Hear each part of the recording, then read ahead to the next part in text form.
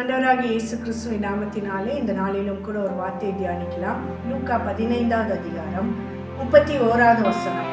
அதற்கு தகப்பன், மகனே, நீ எப்போதும் என்னோடு இருக்கிறாய், எனக்குள்ளதெல்லாம் உன்னுடையதாய் இருக்கிறது. தகப்பனுடைய இருதயம் பார்த்தீங்கன்னா மனதுருகிற ஒரு இருதயமாக காணப்பட்டது, இரக்கமுள்ள ஒரு இருதயமாக காணப்பட்டது. பாவத்தை விட்டு மனம் திரும்பின ஒருவரை நேசித்து அவருக்கு உயர்ந்த வஸ்திரத்தை கொடுத்து அவருக்கு நல்ல ஆசிகளை கொடுத்தவராக, அவரை கட்டி முத்தமிட்டவராக காணப்பட்டதான ஒரு தகப்பனுடைய இருதயம். ஆனா இங்க மூத்த குமாரனுடைய இருதயம் எப்படிப்பட்ட இருதயமாக காணப்பட்டதுன்னா, அவருக்குள்ளாக கோபம், எரிச்சல், வைராக்கியம் உள்ளே வர மனதில்லை. தன்னுடைய சகோதரனை மன்னிக்கிற ஒரு தன்மை இல்லாத ஒரு காரியம் மூத்த மகனுக்குள்ளாக காணப்பட்டதுங்க. தகப்பன் சொல்றாரு, நீ எப்போது என்னோடு இருக்கிறாய், எனக்கு உள்ளதெல்லாம் உன்னுடையதாக இருக்கிறதுன்னு சொல்லி. நாம இன்னைக்கு இயேசு கிறிஸ்துவோடு தான் வாழ்ந்து கொண்டிருக்கிறோம். ஆண்டவர் இடத்துல ஜெபிக்கிறோம், வேதத்தை தியானிக்கிறோம். ஆனா நம்மளுடைய சுபாவங்கள் எப்படிப்பட்ட சுபாவங்களாக காணப்படுகிறது? பாவிகளை நேசிக்கிற இருதயம் நமக்குள்ளாக காணப்படுகிறதா? அவங்க செய்த தவறுகளை குறை சொல்லி பேசுகிற இருதயம் காணப்படுகிறதா?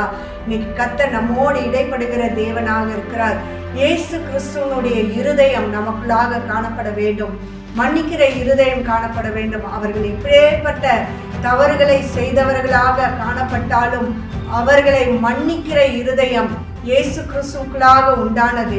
ஏன்னா அவர் ரத்தம் சிந்தி, அவர் ரத்தத்தினால பாவங்களை எல்லாம் கழுவி அவர் மறுபடியுமாக தன்னுடைய மகன் இந்த ஸ்தானத்திலே நிறுத்துகிறதான இயேசு கிறிஸ்துவின் இருதயம் இன்னைக்கு நமக்குள்ளாக உண்டாகணும்னு சொல்லி ஆண்டவர் பேசுகிறார்.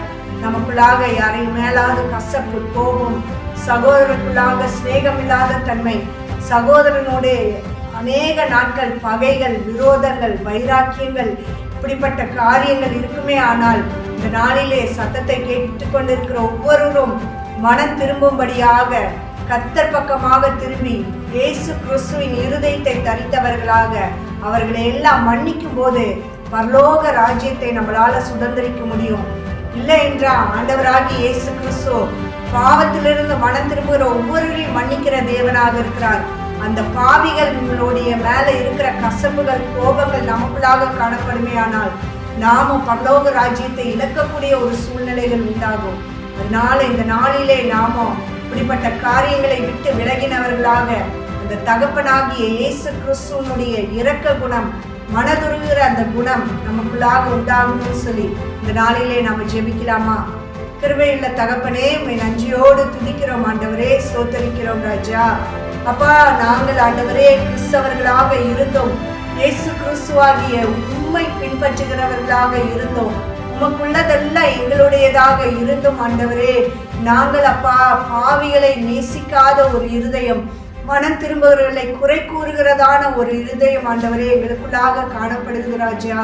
ஒரு விசையாய் கர்த்தர் உம்முடைய பரிசுத்த ரத்தத்தினாலே கழுவுங்க ஆண்டவரே.